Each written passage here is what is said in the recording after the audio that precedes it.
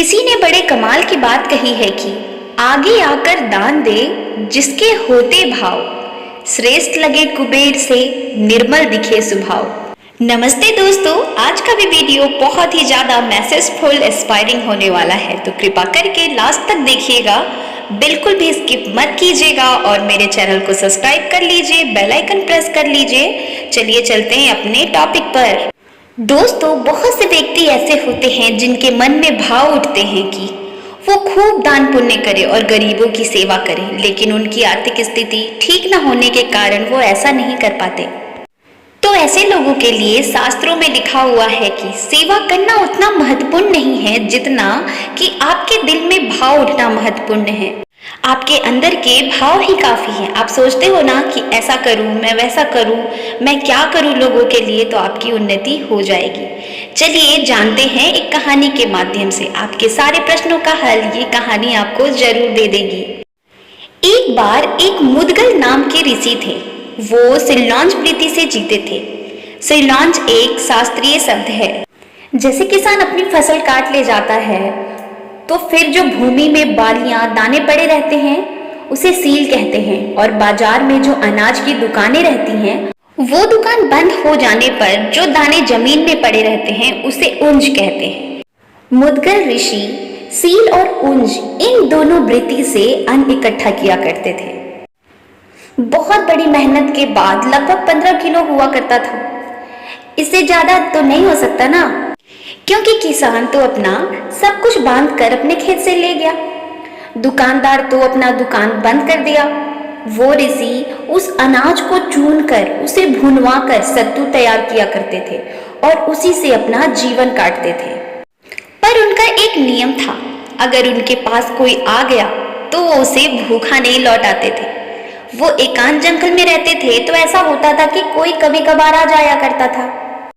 इस बार भगवान ने उनकी परीक्षा लेने की सोची।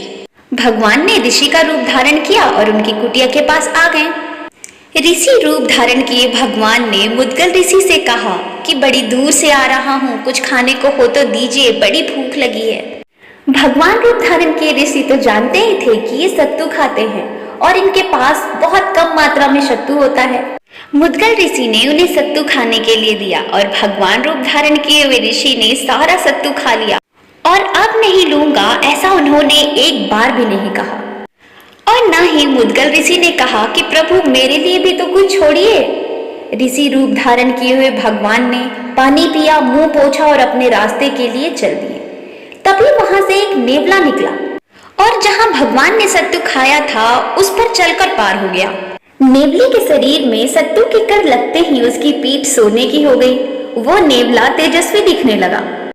तभी राजसू यज्ञ जब युधिष्ठिर जी की हुई तो वो नेवला भी घूमते घूमते वहां पहुंच गया था, और जहां लोगों ने भोजन किया था वहां नेवला घूम रहा था। फिर जहां भगवान कृष्ण, अर्जुन, युधिष्ठिर बैठे थे वहां से निकला और कहा कि यह राजसू यज्ञ मृत्यु ऋषि के सत्तू यज्ञ से बढ़कर नहीं है।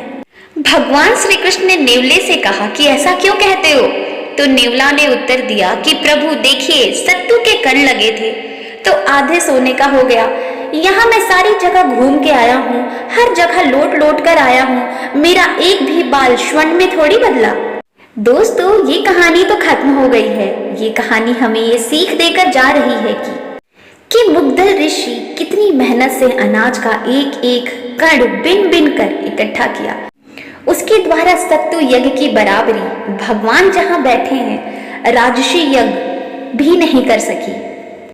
हमें जरूरत नहीं कि हमारे पास धन आवे, हमें जरूरत है कि जितना हमारे पास है इतने में ही हम अपने परिवार का पोषण करते हुए सच्चे मन से अगर एक रोटी भी बांट दे तो वो भी बहुत है। दोस्तों, सिर्फ आपका भाव होना चाहिए देने वाले के प्रति। आपके मन साफ होने चाहिए। संपत्ति कोई मायने नहीं रखती, खास बात तो भाव का ही है। अगर आपके भाव है ना तो भगवान आपकी दी हुई हर चीज को स्वीकार कर लेंगे। उदाहरण से समझिए, हमारा मन सोचता है कि काश हमारे पास इतना धन होता कि भगवान के लिए मैं फूल बंगला बनाता, उसमें वो बैठते, मैं बड़ी प्यार से उन्हें सजाता संवारता और उन्हें खाने के लिए 56 भोग परोसता। आपके भाव से ये सचमुच हो रहा है और आपको इसका फल जरूर मिलेगा। यह कलयुग का विशेष प्रताप है, इसलिए धन की आकांक्षा मत कीजिए। हमारे पास जितना है उतने में भगवान को खुश रखने की कोशिश कीजिए। आप उन्हें जैसा परोसे हुए वो वैसा ही स्वीकार जरूर करेंगे। अगर आप अपनी रूखी सूखी रोटी को भी उनके सामने लो प्रभु मैं आपके लिए 56 भोग लाया हूँ कहकर परोसोगे तो भगवान आपकी रूखी सूखी रोटी को भी 56 भोग समझकर अपना लेंगे।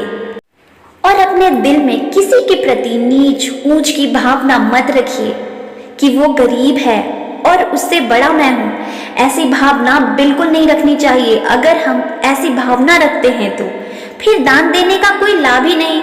अगर दे भी दिया तो कुछ लाभ होगा ही नहीं। जब हम किसी को कुछ दे रहे होते हैं, मान के चलिए दान दे रहे होते हैं, तो अपने प्रति ये सोचिए कि भगवान का बहुत शुक्र है, उन्होंने मुझे दान देने योग्य बनाया है। अगर घर पर कोई मांगने आ जाए तो उसे खाली हाथ लौटाना ही नहीं चाहिए। चाहे वो आपसे मांगने कितनी बार ही क्यों ना चलाए, वो आदत ही क्यों ना बना ले आपसे मांगने की, आपको उसे लौटाना नहीं है। आपके घर में जो कुछ भी हो उसे जरूर दे दें और उसे प्यार से बात करें।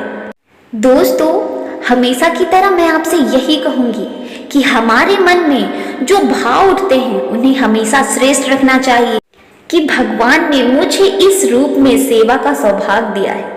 इससे हमें ये लाभ होता है कि भगवान हमसे सीधे सीधे प्रसन्न हो जाते हैं। किसी गरीब को अन्न जल कोई भी दे सकता है, सब अन्न खाकर पानी पीकर जीते हैं। मान लीजिए कि हम गरीब हैं तो अपने एक वक्त का खाना हम खुद ना खाकर अपने द्वार पर आए हुए याचक को दे देंगे। क्या हम इतने समर्थ नहीं हैं या हमारे पास वस्तु नहीं है कि हम अपने लिए दोबारा फिर से भोजन तैयार कर सके? अगर नहीं है तो भी क्या हुआ, एक दिन उपवास कर लेंगे। अपने हिस्से की 4 रोटी में से 1 रोटी आप निकालकर किसी गरीब को, कौवे को, बिल्ली को, कुत्ते को खिला दें। उससे बड़ा पुण्य कुछ नहीं है। दान पुण्य करने के लिए हमारे पास बहुत ज्यादा मात्रा में धन हो इसकी कोई आवश्यकता नहीं है। दोस्तों, हमें ऐसा भाव रखना चाहिए, ना कि भगवान हमें दे तब हम गरीबों की सेवा करेंगे, दान करेंगे।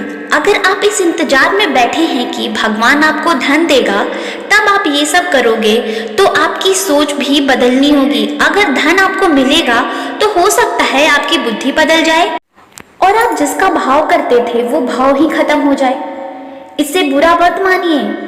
जहाँ पर लक्ष्मी आती है वहाँ अभिमान तो जरूर आता है, ये आप भी जानते हो।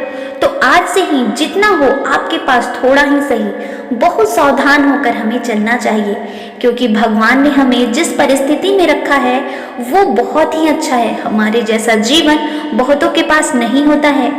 दोस्तों, आपको जानकारी कैसी लगी आप मेरे को कमेंट में जरूर बताइएगा।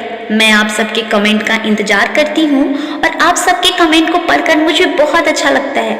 कहानी के लिए एक लाइक कर दीजिए और मेरे चैनल छोटी लेखिका को सब्सक्राइब कर लीजिए। मैं इसी टाइप की वीडियो आप सभी के लिए लाते रहती हूँ। तो अब मिलते हैं दूसरे वीडियो में, तब तक के लिए आप सबको नमस्ते।